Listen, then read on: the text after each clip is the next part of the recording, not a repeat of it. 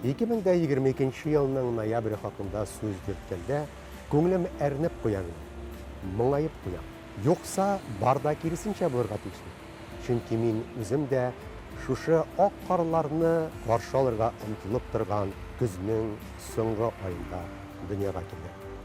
Ә моңаюымның сәбәбе менә нәрсәдә.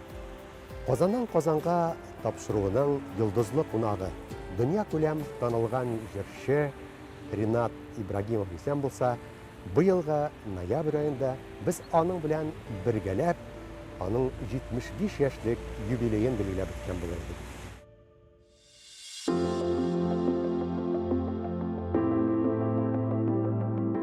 Ринат Ибрагимовның кинәт киселгән гомере хакында аянып сүз тотканны аңлап сизенгәндәй, табигать тәне безнең кебек карлы яңгырлары белән моңая, елый сыман тоелды миңа. Тырыша-тырыша юбилейлы тапшыруны видеога төшергән мәлләрдә.